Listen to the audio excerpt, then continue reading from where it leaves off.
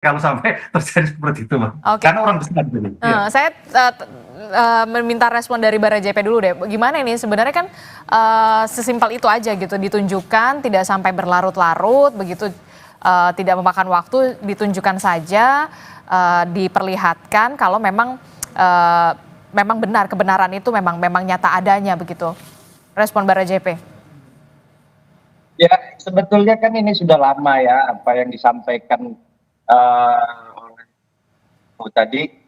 Sudah lama Pak Jokowi dari dia presiden periode pertama sampai periode kedua sampai akhir masa jabatannya kemarin ini dibiarkan dan tidak ada juga dilakukan apa kita atau eh, relawannya atau Pak Jokowi sendiri melaporkan kan, artinya itu hak pribadi beliau dan untuk menyampaikan memperlihatkan bahwa ijazah beliau itu sudah dilakukan dari beliau sebagai wali kota, sebagai gubernur, itu waktu itu Pak Roy Suryo itu Pak Menteri waktu itu, waktu Pak Jokowi gubernur, terus presiden, dan itu ada proses yang dilakukan tahapan-tahapan baik di KPU ya ataupun di kepolisian untuk mengurus pencalonan beliau. Jadi saya rasa keabsahan itu yang bisa menyatakan apa yang disampaikan Pak Jokowi waktu itu,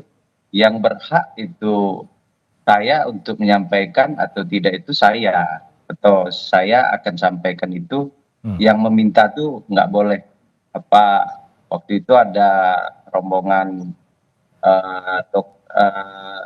TPA apa ya yang ke rumah Pak Jokowi di Solo, sudah disampaikan waktu mereka meminta ijazah Pak Jokowi ke rumah Bapak di Solo, dan beliau enggan memberikan, memperlihatkan, tapi setelah itu diperlihatkan kepada wartawan.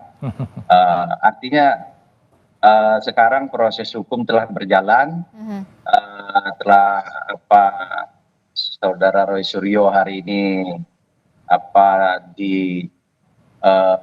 minta keterangan atau dipanggil sebagai apa, itu prosesnya penegak hukum lah yang tahu.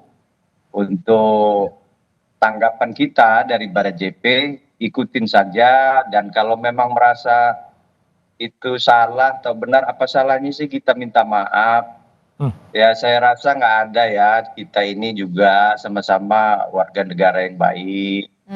Pak Roy Suryo juga, apa yang didaung-daung Pak Suryo dan kawan-kawan, Jadi kalau memang dapat keterangan dari eh, unggahan atau pernyataan, ya kita kan manusia biasa ya, tapi kembali lagi kepada Roy Suryo dan kawan-kawan. jadi Mungkin ada menginginkan seorang Roy Suryo ketika memang ada kesalahan begitu meminta maaf secara langsung begitu atau kemudian di depan publik begitu.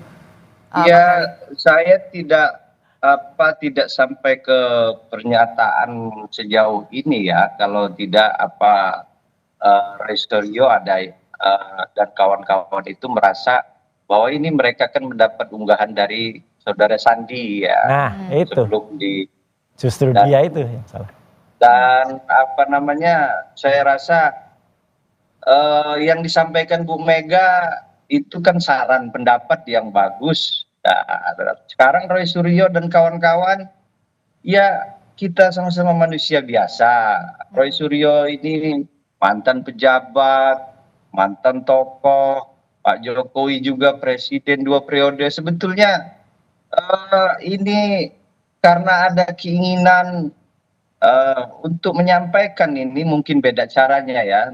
Saya rasa apa namanya, hal-hal seperti ini tidak perlu diulangi lagi lah. Cukup sampai di sini buat pembelajaran. Nah, sekarang apa yang dihadapi ya hadapin aja dulu ya. Tapi ya jangan terus kita seolah-olah kita menyatakan diri kita betul, benar. Ya seperti apa yang dikatakan Prof. Hipnu tadi ya, itulah proses hukumnya. Nah saya Oke. dengar ya berapa hari ini, ya jangan kita ego ya saling. Jadi saya rasa Pak Jokowi juga mantan kepala negara, mantan presiden ya. Mudah-mudahan ya beliau tapi bagaimana itikat baik dari kawan-kawan lah. Itu saja Oke. saran pendapat saya bagi kawan-kawan yang masih belum puas. Oke, silahkan Mas Roy. Iya. Mas Roy. Saya kira nggak apa-apa kalau real ya, itu artinya siapa tahu ya, justru misalnya Kalau ada apa- memang ada kekeliruan, kalau ada kekeliruan bukannya anda bersedia untuk bukan menyampaikan kalau permintaan maaf? kekeliruan, tapi insya Allah kalau memang itu yang kami teliti ya, jelas-jelas itu adalah fake document ya, ternyata kalau ternyata yang diunggah yang diunggah oleh Sandi ya itu. Oke. Nah ternyata kalau misalnya Sandi mengunggah dokumen yang salah, dia juga harus yang minta maaf. Tapi kalau ternyata dokumen itu ternyata yang salah adalah yang punya Pak Jokowi, ya Pak Jokowinya juga harus minta maaf, gitu. Kan clear aja, kita kan katanya semua equality before the law, semuanya sama di muka hukum.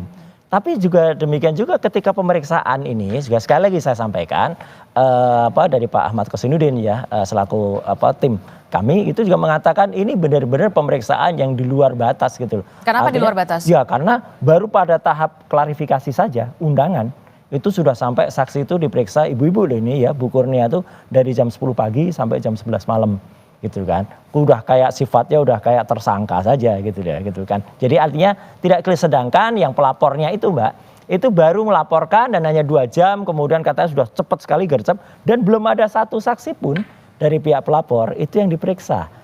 Gitu. Kalau ada imbang dari mereka juga diperiksa, kemudian misalnya semua dokumennya juga ditunjukkan. Sekali lagi saya mengatur terima kasih kepada Ibu Mega, Presiden kelima kita yang masih masuk pada golongan orang yang waras ya di Republik ini, yang kembali mengungkapkan pendapat. Saya kira pendapat waras ini perlu Mbak diikuti oleh kader-kadernya gitu ya. Gitu. Jadi menurut Anda penyidik juga perlu juga memeriksa seorang Sandi begitu yang juga. Oh iya. Anda kan Betul, dari unggahan itu. karena kan dia itu yang menampilkan dan saya baru bergerak setelah ada postingan dari Sandi pada tanggal 1 April itu. Tanggal 1 April. 1 April.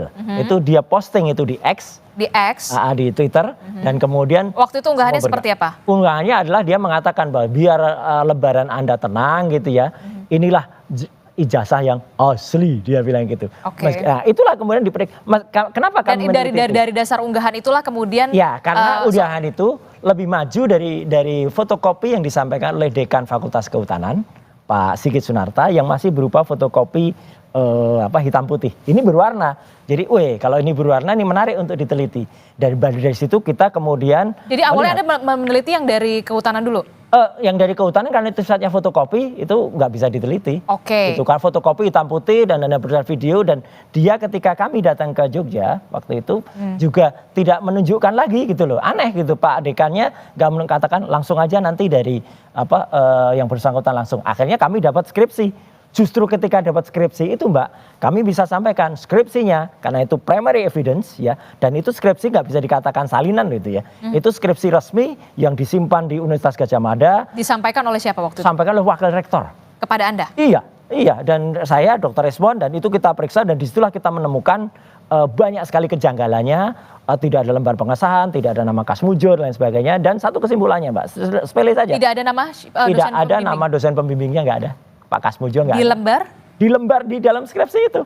Kan aneh gitu. Yang namanya dosen pembimbing, meskipun itu bukan dosen pembimbing akademik ya, misalnya ya, meskipun itu dosen pembimbing skripsi, meskipun sekarang ada juga kayaknya ada sinkronisasi. Tadinya dosen pembimbing skripsi loh ya, terus sekarang dikoreksi jadi oke lah. Tapi tidak ada lembar pengujian, dan kesimpulannya kita jelas.